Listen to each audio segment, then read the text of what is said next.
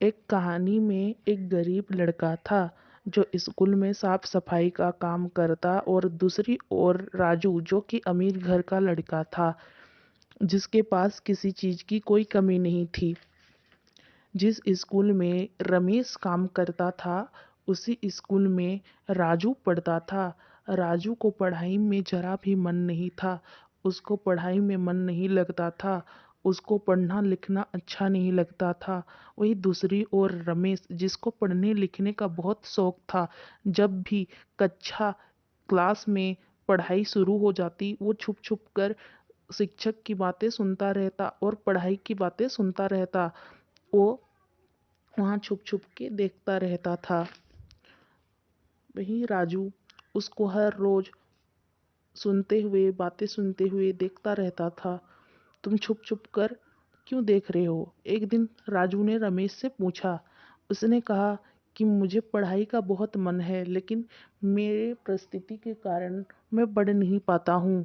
मैं बहुत गरीब हूँ। दो पल की रोटी कमाने के लिए मैं घर का और बाहर का और स्कूल की साफ सफाई का काम करता हूँ।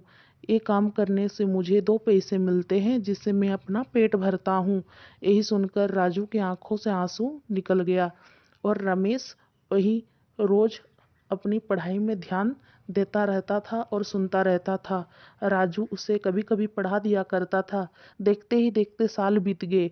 एक दिन राजू बाजार में जा रहा था, तभी उसने लंबी सी काले गाड़ी में एक सूट बूट पहने हुए आदमी को उतरते देखा जो गरीब बच्चों की वहां मदद कर रहा था। राजू से रहा नहीं गया। उसने जाकर उससे पूछा कि आप कौन हो? तो उसने कहा मेरा नाम रमेश है।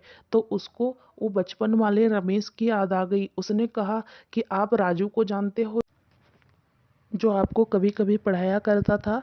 तो रमेश ने कहा जी हाँ, मैं उसको कैसे भूल सकता हूँ, उसकी वजह से जो कुछ हूँ आज मैं हूँ। तो राजू ने कहा तुम इतने बड़े आदमी कैसे बने?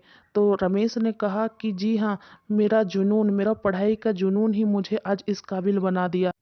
जबकि रमेश आज एक बड़ा बिजनेसमैन है और जबकि राजू एक सामान्य व्यापारी। तो दोस्तों इस कहानी से यह सीख मिलती है कि मायने नहीं रखता कि आप छोटे स्कूल में पढ़ते हो या बड़े स्कूल में पढ़ते हो, जबकि मायने में ये रखता है कि आपको पढ़ाई में इंटरेस्ट कितना है। तो अब दोस्तों, अब जो कोई भी बड़े स्कूल या छोटे स्कूल में पढ़ते हैं तो प्लीज आप लोग अपने पढ़ाई पे ध्यान दीजिए, अपने पढ़ाई पे इंटरेस्ट लगाइए। आपको पढ़ाई में जरूर मन लगेगा और आप एक ना एक दिन एक बड़े आदमी जरूर बनेंगे। सो प्लीज पढ़ाई पे फोकस करिए, पढ़ाई को एम रखिए, उल्टी सिलती बातों पर ध्यान मत दीजिए, इधर उधर की बातें दिमाग में मत लाइए, बस पढ़ाई पर फोकस करिए।